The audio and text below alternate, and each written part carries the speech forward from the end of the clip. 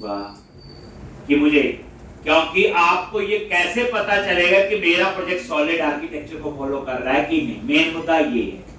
ठीक, जैसे यहाँ रीयूजेबिलिटी लिखा हुआ, ओपन क्लोज प्रिंसिपल, हर एक चीज ओपन है, नहीं जरूरत है क्लोज है, मैं तो करवाऊंगा, तभी पता चलेगा ना सॉलिड प्रिंसिपल के सारे रूल फॉलो कर रहे हैं। ये क्या है? प्रिंसिपल है, रूल है। बेसिकली सॉलिड क्या है? एक रूल है। क्या ये रूल आपका प्रोजेक्ट फॉलो करता है? यस। जब पूरा प्रोजेक्ट कंप्लीट होगा ये पांचों रूल्स पे अप्लाई होंगे, मुझे बताने की जरूरत नहीं, आपको खुद समझ आ जाएगा। तो अब आपका काम है सिर्फ इसको पढ़े, और पहला आंसर ये होगा कि मेरा प्रोजेक्ट सॉलिड पैटर्न बेस्ड है। सारे प्रोजेक्ट बनाएंगे बच्चे एक, तभी इसका फायदा हो। चलो, तो ई कॉमर्स का प्रोजेक्ट है एक, तो अब बड़ा कुछ होगा, और ये जो बच्चे आर्किटेक्चर प्रोजेक्ट हम फॉलो करेंगे, बड़े से बड़ा प्रोजेक्ट भी एक, उसमें भी ये फॉलो हो। Create a new project visual studio 2022। आप ये अंदाजा लगाओ, मुझे 3-4 दिन तो प्रोजेक्ट सेटअप में लगने, अभी तो न्यू चेक करते हुए बन किया, तो अंदाजा लगा लोगे। तो यहाँ की कहानी अब आपकी अलग है। आप ये देखो प्रोजेक्ट बना रहे हो, जॉब कर रहे हो, तो बड़े ढंग से समझना है और साथ साथ उसकी प्रैक्टिस होनी चाहिए। इतनी देर आप क्या करोगे? जो लेक्चर आपके 5-6 करवाए हैं वो क्लास में रिकैप कर। Time, create a new project, और ये प्रोजेक्ट होगा MVC बेस्ड, ASP.NET कोर। यहां चूज करो ASP.NET कोर। क्या चूज किया? ASP.NET core. सबसे नीचे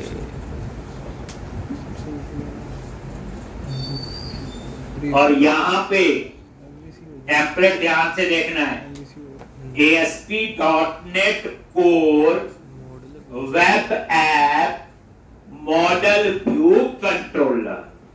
ये MVC नहीं, MVC कोर है। क्या ये? MVC core. तो ASP.NET कोर और MVC core.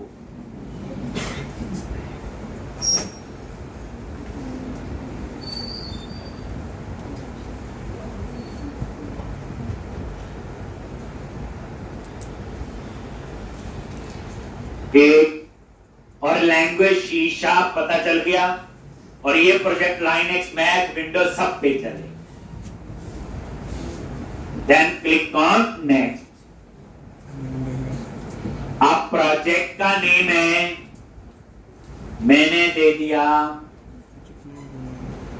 E-com project underscore, या सीधा लिख देते हैं e-com e commerce project underscore, batch का टाइम दे दिया 11:47, और पाथ ठीक है, ASP.NET कोर फोल्डर में ही प्रोजेक्ट को मैं सेव करूं। कहां पे? ASP.NET core. एक फोल्डर बनाया हुआ, आप जो बनाओगे, वैसे ASP.NET कोर है तो इसी में ही करें। ये MVC एप्लीकेशन है, ये सिंगल पेज एप्लीकेशन नहीं। Then click on next. ध्यान से .NET 6 में बना रहे हैं प्रोजेक्ट। किसमें बना रहे? .NET 6। और ऑथेंटिकेशन टाइप यहां जरूर चूज करनी, दैट इज इंडिविजुअल अकाउंट। अगर ये भूल गए दोबारा से बनाना पड़ेगा प्रोजेक्ट। इंडिविजुअल अकाउंट, ये जो ऑथेंटिकेशन टाइप है,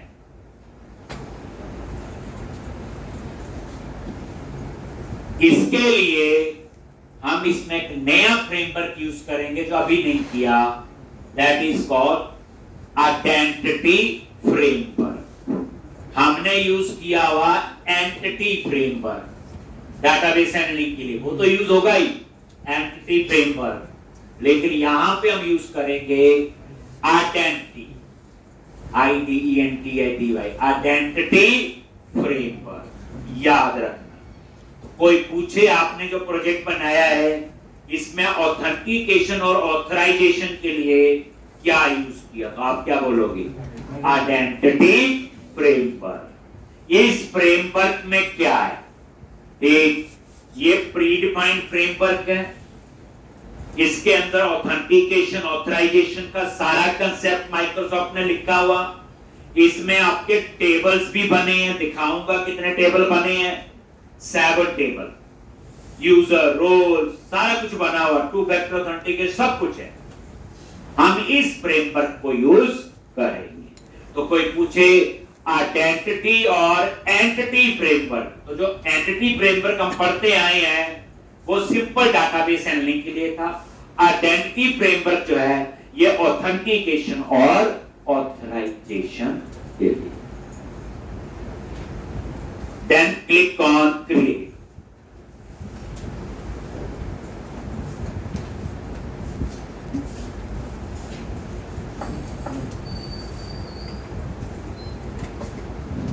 ठीक, तो ये हम यूज करेंगे, अभी नहीं नजर आएगा, आगे बताएंगे।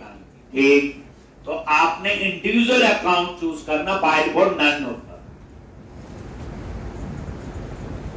Then click on create. तो ये आपका एक एमबीसी कोर का प्रोजेक्ट बन जाए। इसका प्रोजेक्ट बनेगा एमबीसी कोर।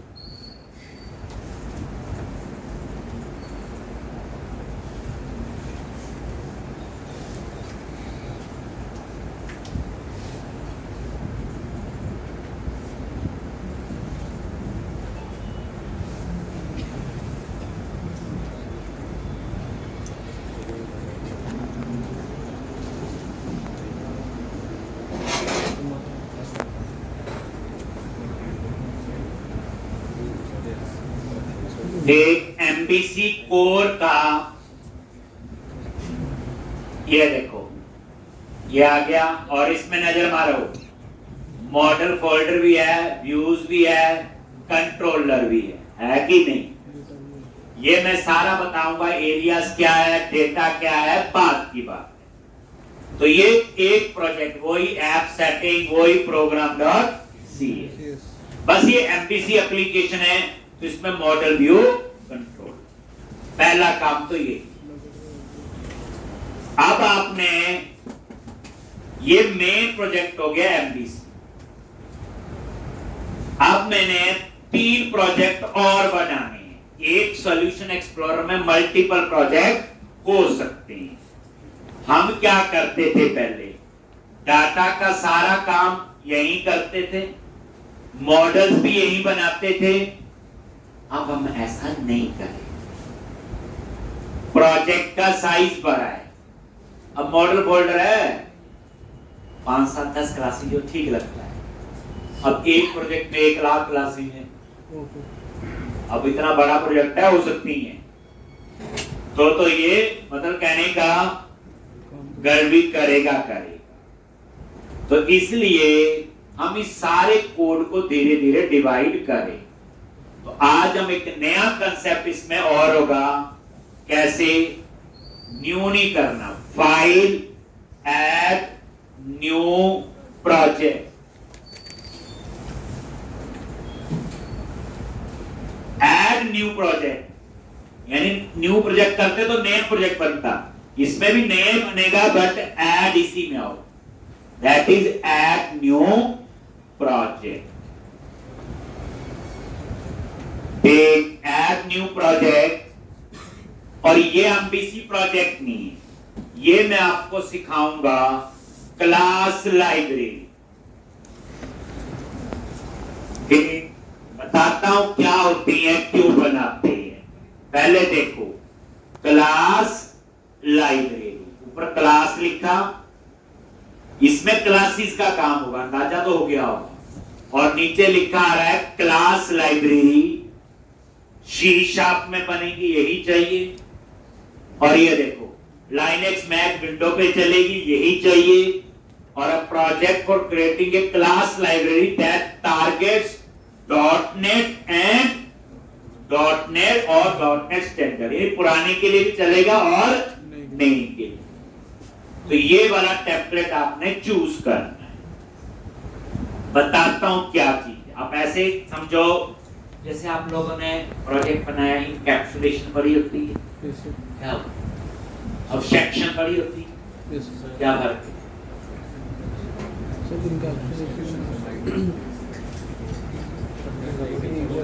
जैसे अब्स्ट्रैक्शन पढ़ी होगी, क्या होता? सबसे जरूरी कौन होता है, सबको वही डिस्प्ले करता है।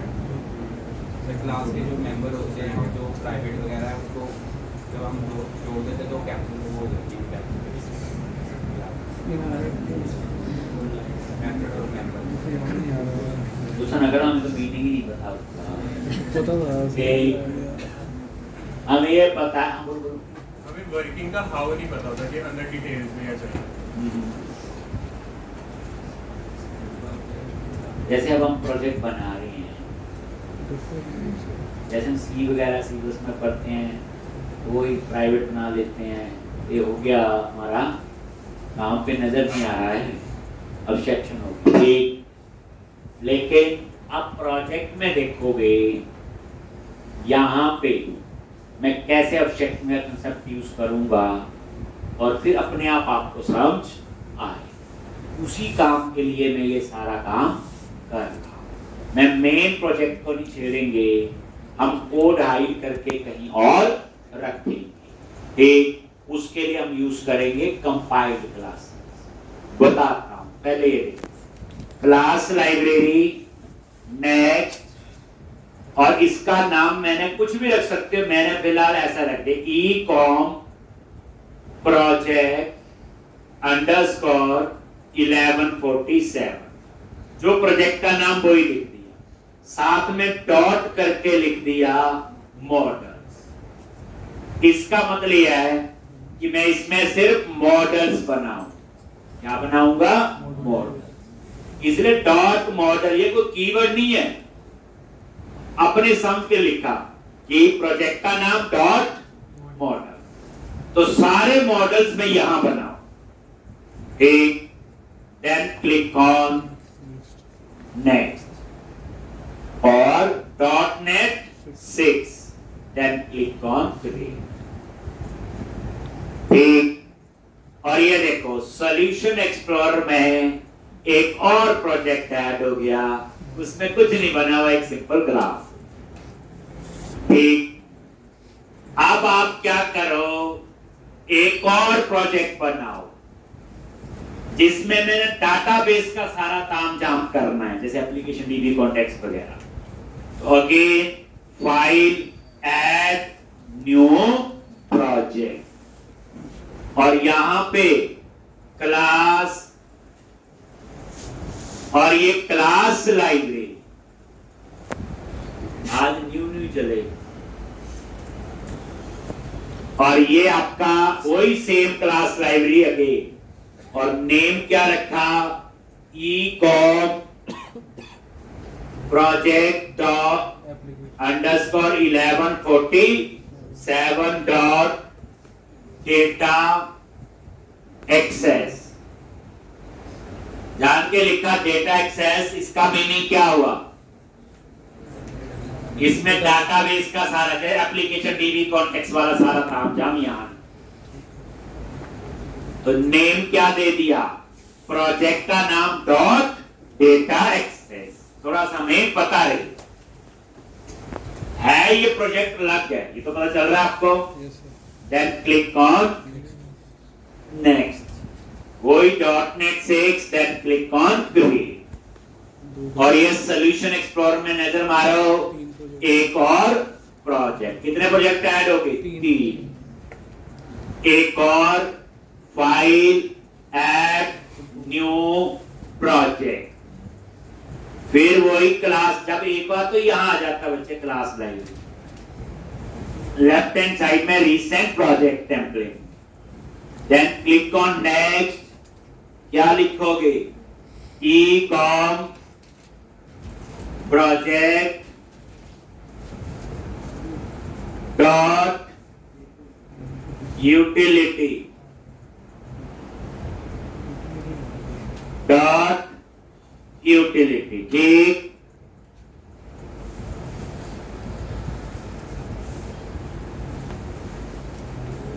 Then click on next.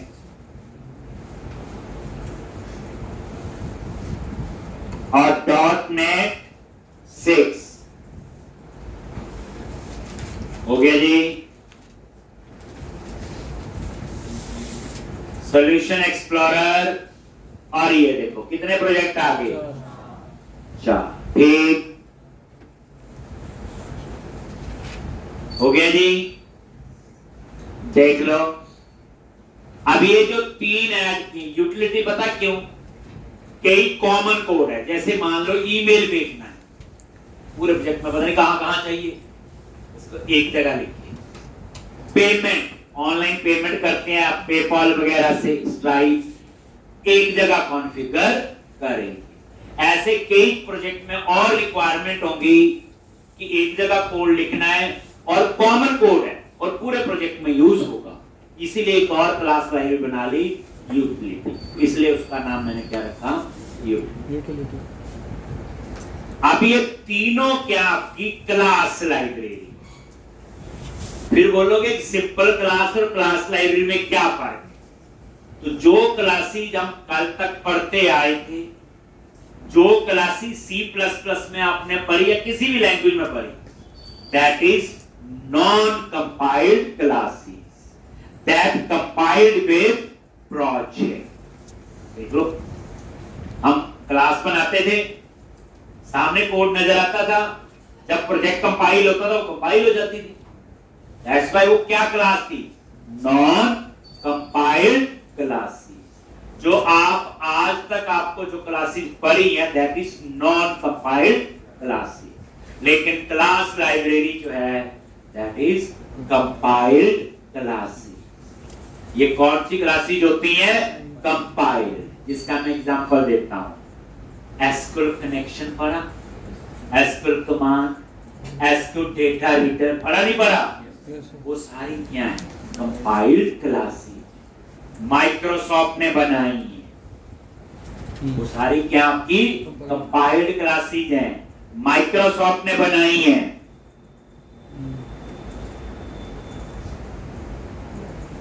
तो हम नहीं बना रहे, फायदा क्या उसका, देखो माइक्रोसॉफ्ट ने एसक्यूएल कनेक्शन एक बार बना दी कंपाइल्ड क्लास, हमने उन्हें एक से ज्यादा प्रोजेक्ट में यूज किया, कितनी बार तो हमने यूज किया।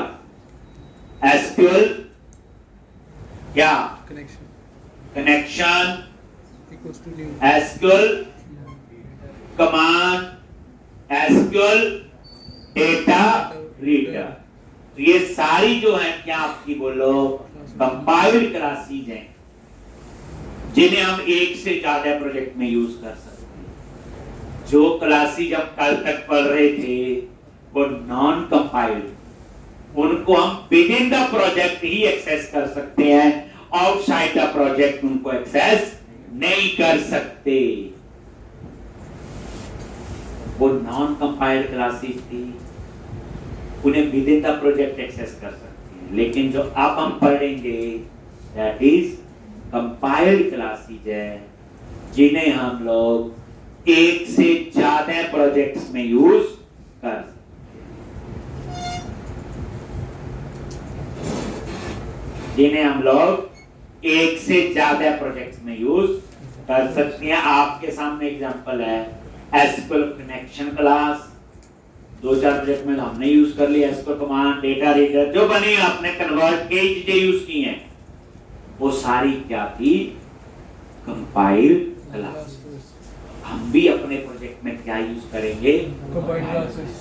क्या फायदा होगा, पहली बात उनका कोड नजर नहीं आएगा, कोई उस कोड को चेंज नहीं कर सकता। क्या आप चेंज कर सकते हैं, नहीं, हम उसको चेंज नहीं कर सकते।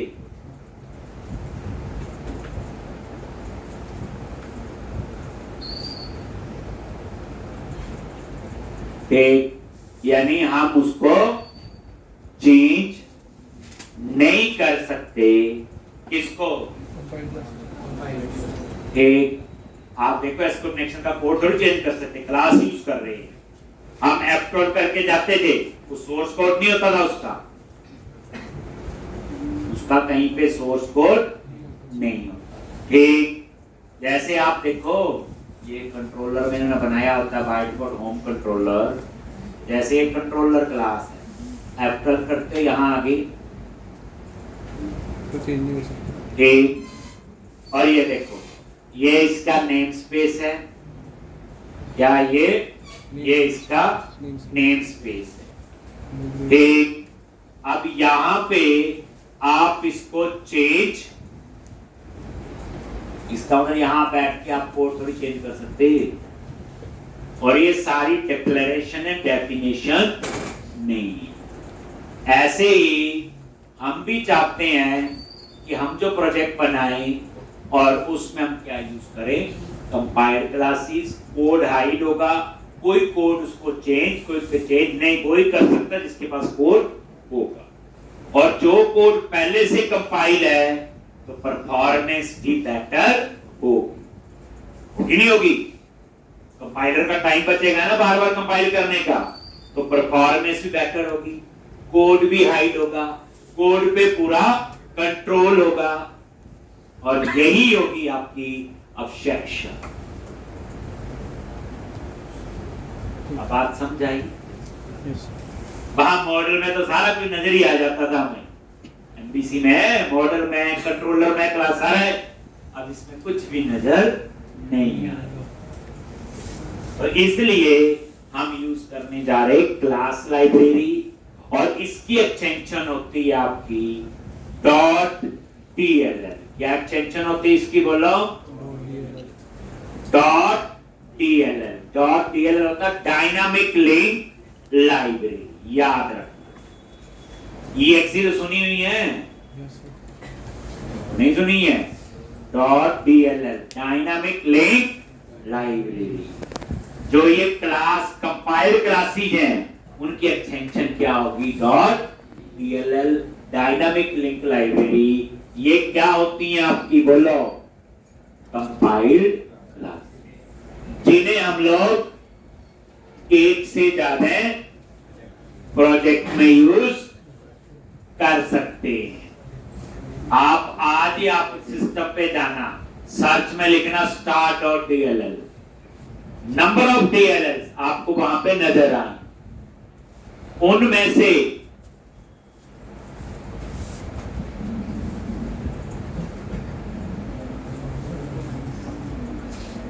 ठीक, यानी नंबर ऑफ DLL आपको नजर आएंगे। ठीक, डायनामिक लिंक लाइब्रेरी। ठीक, तो उसके अंदर आपको कई DLL नजर आएंगी, MS ऑफिस की होगी, इंटरनेट एक्सप्लोरर की होगी, तो इतनी बड़े बड़े सॉफ्टवेयर में अगर वो यूज हो रही, कुछ अच्छी चीज है। कई बार आप DLL मिसिंग एरर आता तो हम डर जाते हैं, पता नहीं कोई सिस्टम की फाइल होगी।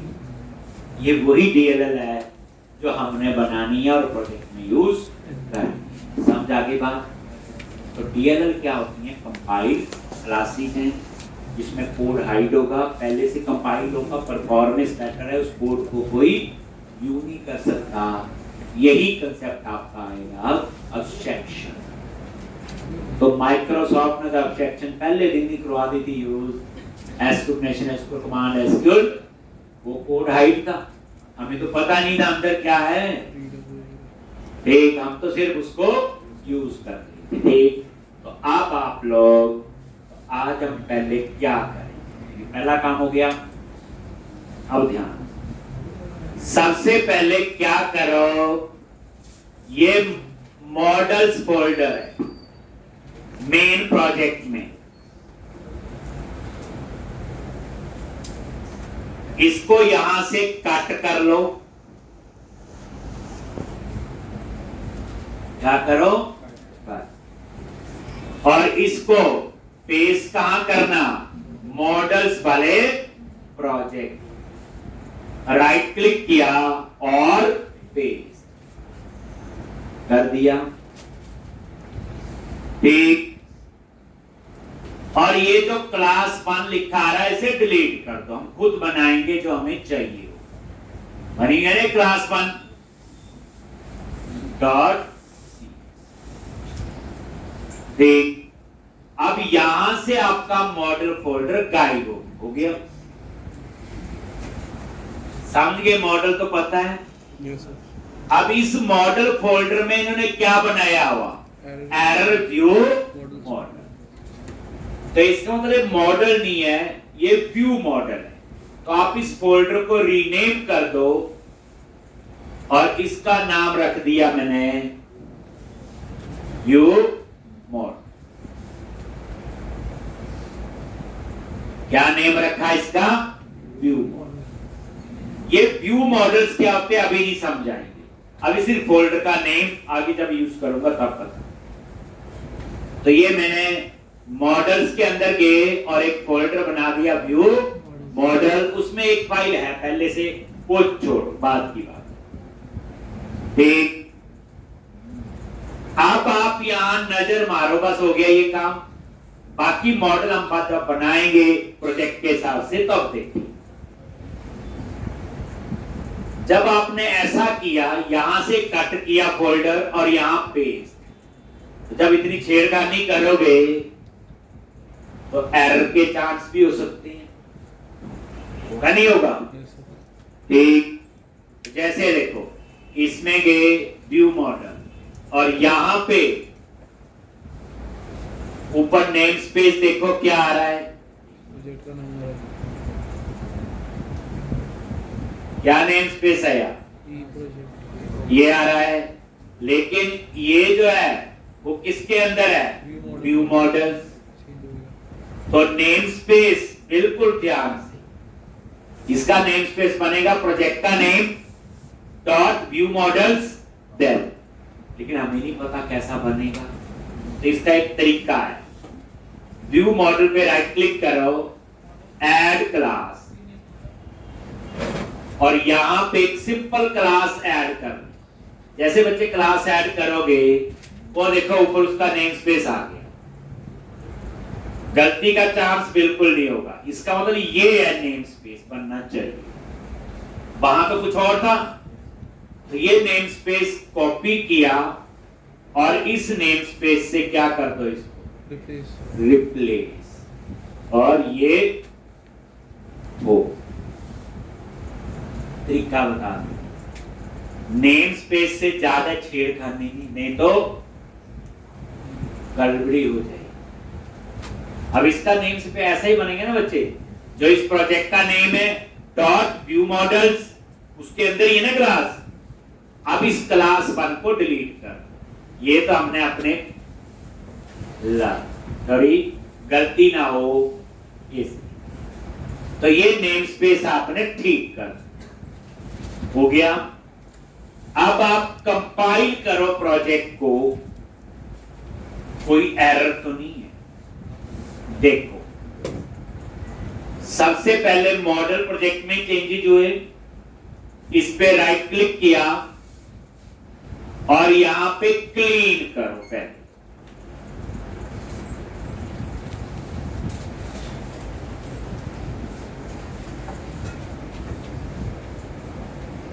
क्लीन किया और उसके बाद इसी प्रोजेक्ट पे मॉडल वाले पे राइट क्लिक करो और बिल्ड करो, कंपाइल करो। क्लीन के बाद बिल्ड, कोड को क्लीन कर दिया। जैसे बिल्ड किया,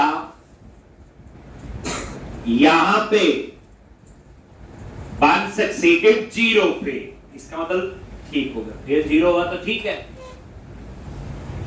और यहां पे ये उसका पाथ आ गया कि ये फाइल कहां बनी, DLL फाइल। मैं ये पाथ आपको दिखाता हूं, लिखा रहा था वहां पे, ये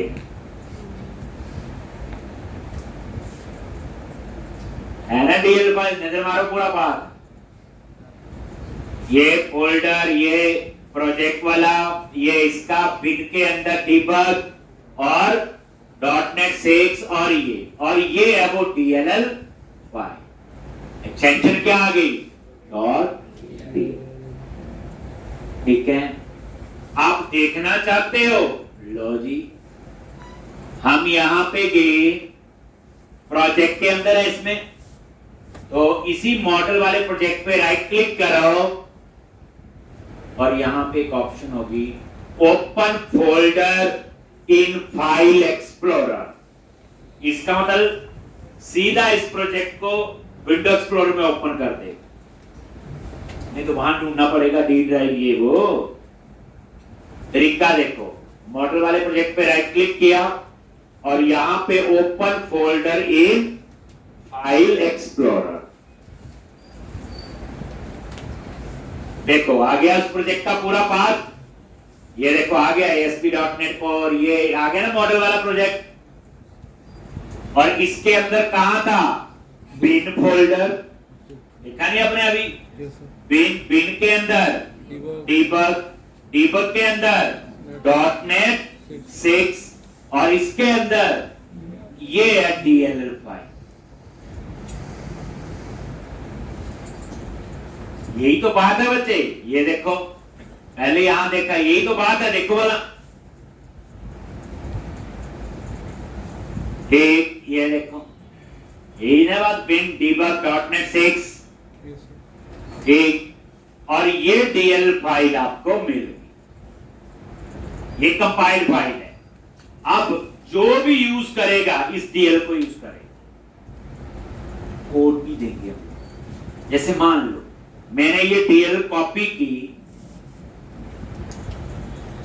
और आपको दे, आपकी पेन ड्राइव में डाली और घर ले, ये DL सेव, और उसके बाद आप घर गए और ऐसे डेस्कटॉप पे आपने क्या कर ली, ये मेरा कंप्यूटर नहीं है, आप लेके चलो, आपका है डेस्कटॉप पे, कहां गई वो, Here, sir. ये है, ये हो गई वो ये वाली पेज। अब ये DLL एक्सटेंशन है, आप इसको यूज करोगे, कैसे यूज करना है बताएंगे, हमने तो करनी है खैर यूज, किसी और प्रोजेक्ट में यूज करना है, क्या लिखवाया DL क्या कंपाइल क्लासेस ने एक से ज्यादा प्रोजेक्ट में यूज कर सकते हैं, और ये DL फाइल आप बन गई। अब क्या करोगे, इन्हीं को मन होता है देख ले, क्या पता कोड नजर आ जाए तो झूठी ना कह रहे हो, लो तो DLL पे राइट क्लिक किया, ओपन पेज, मैंने वो नोटपैड में देख लेते हैं ओपन कर, लो Oh भाई, ये तो फिर आपको कुछ नहीं समझाना, फिर बंद कर देना है, यही होगा और क्या करना। तो इस तरह से इतनी कहानी समझ आई, Yes, sir. लो चले आगे। आगे आप जो है मेन प्रोजेक्ट पे ना पंगा पड़ा हो, आप सारे कंपाइल कर लो, यूटिलिटी वाला भी कर लो, चलो यूटिलिटी पे राइट क्लिक किया, अभी कुछ किया नहीं है बट कर लो, और इसमें भी क्या करो, यूटिलिटी वाले प्रोजेक्ट पे गए, क्लास 1 बनी है, इसको क्या कर दो डिलीट, हम खुद बनाए ठीक, और यूटिलिटी पे राइट क्लिक किया, Add. Click, Into. और फिर राइट क्लिक करके क्या करो, Build. कंपाइल हो गया, नीचे लिखा आ गया 0 फेल, इसका मतलब सब ठीक, और ये उसका पाथ आ गया, कहां पे ये बनी ठीक, ये लो आ गया, उसी बोर्ड देख लो बिन डीबग .NET 6 और ये प्रोजेक्ट का नेम .DLL आ गया जी। अब यहां पे अगर आप देखना चाहते हो कहां बनी है, तो ये देखो प्रोजेक्ट पे राइट क्लिक किया, यूटिलिटी वाले पे क्या करोगे, open folder in file explorer, देखो आ गया ऊपर पाथ, वही यूटिलिटी वाला प्रोजेक्ट आ रहा है, और इसके अंदर बिन डीबग और .NET 6, और ये आपका आ गया .NET 8, ठीक है जी।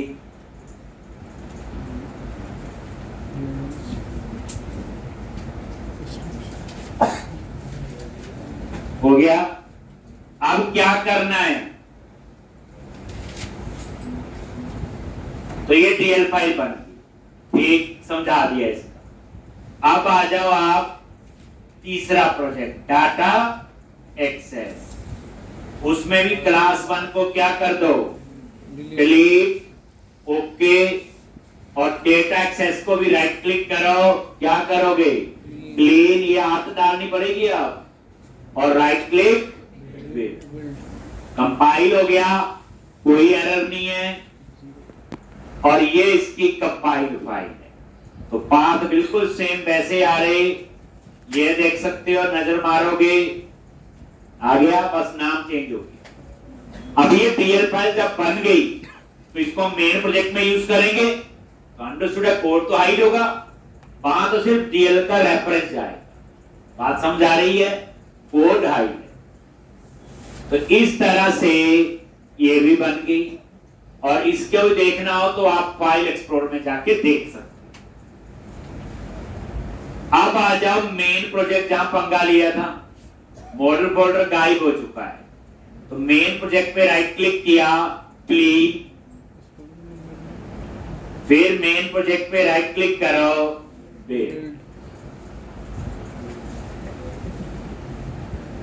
लो जी, एरर आ गई।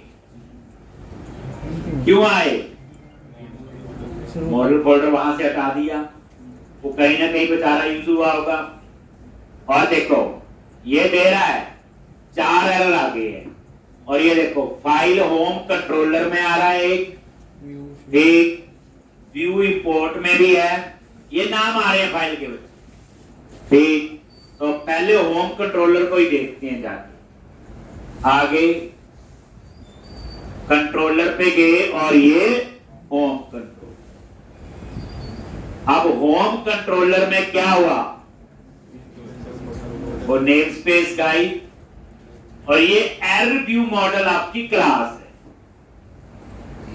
अब ये क्लास कहां पे है, बोलो, मॉडल वाले प्रोजेक्ट में बन गई, ये देखो यहां बन गई है।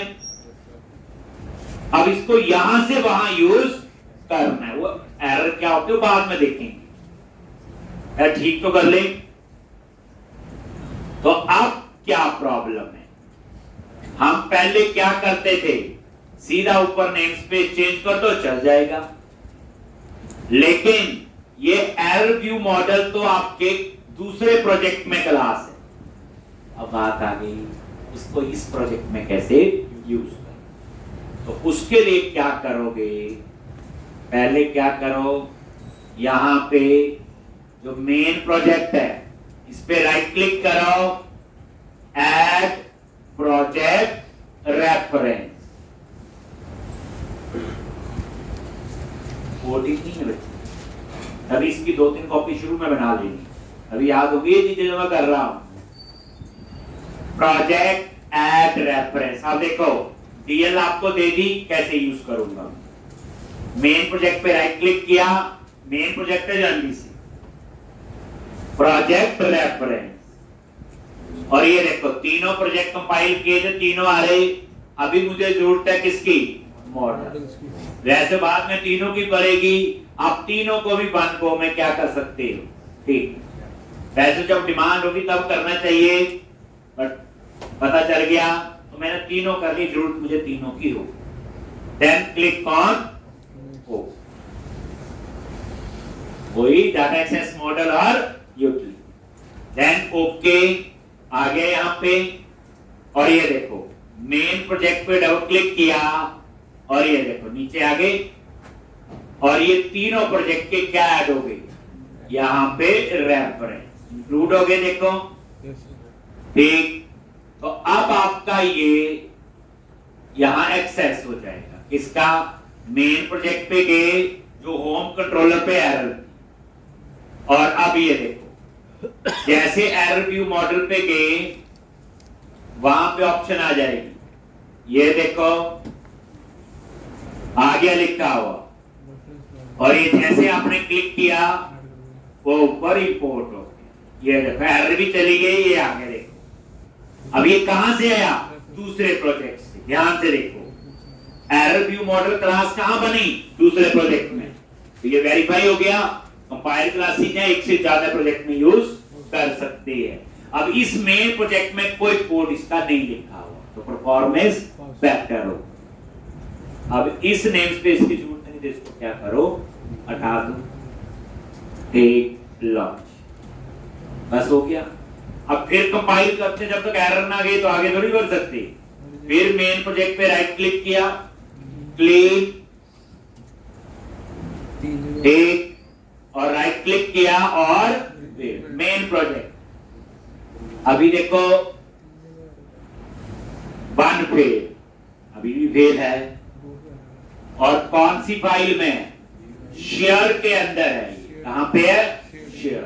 चलो जी, यहां पे गए व्यूज, व्यूज के अंदर शेयर, और शेयर के अंदर ये है एरर वाली फाइल है, error.html बनी हुई है। तो ऊपर सीधा नेम स्पेस, अब आगे का नेम स्पेस तो है ही नहीं इसमें, तो क्या करोगे, यहां पे आगे क्या लिखना होगा, बोलो, ecom project dot models dot view model, वही नेम स्पेस ऐड कर दिया। अब गायब हो गया ना यहां से, पहले तो यही था इसलिए इतना ही चाहिए था। अब हम फिर कंपाइल करेंगे।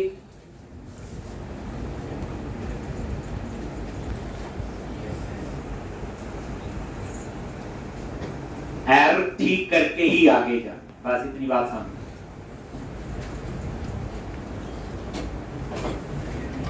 दो तीन दिन तो हमें प्रोजेक्ट सेटअप में लगेंगे, बनाना तो बाद की बात।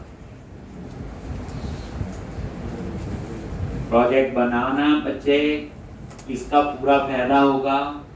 एक 35 से 40 लेक्चर लगने से प्रोजेक्ट, कोई क्लास नहीं मिस होनी चाहिए। आपको खुद बेनिफिट 5-7 दिन बाद आपको पूरा पता चलना शुरू हो जाएगा कि क्या फायदा होता है एक प्रॉपर आर्किटेक्चर फॉलो करके।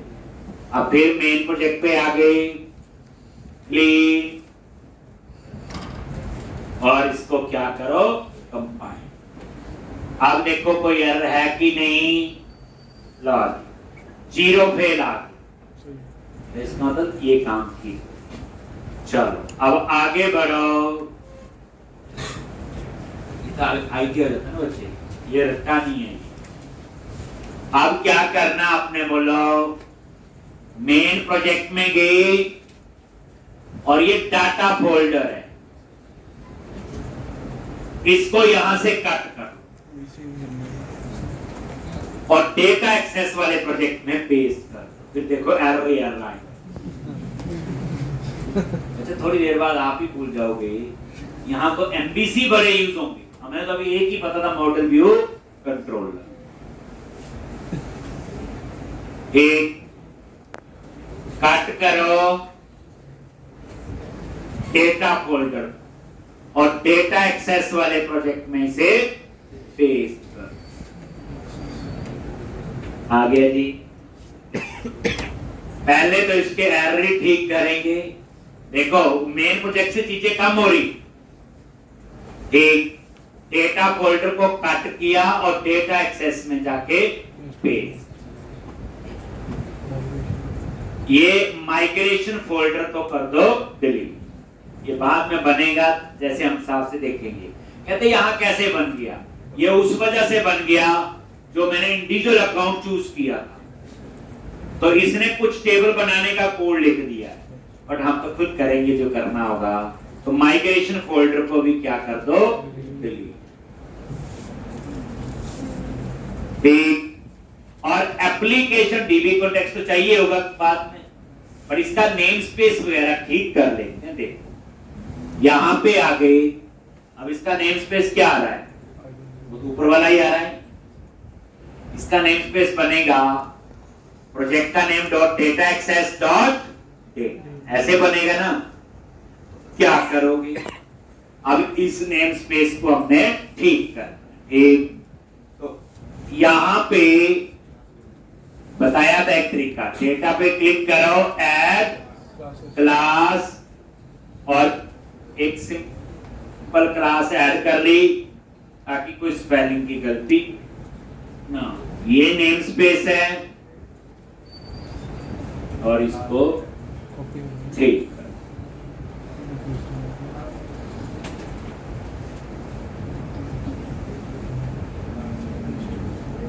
ठीक। अब यहाँ पे इस क्लास की हमें अब जरूरत नहीं, बस नेम स्पेस ही बच्चे ठीक।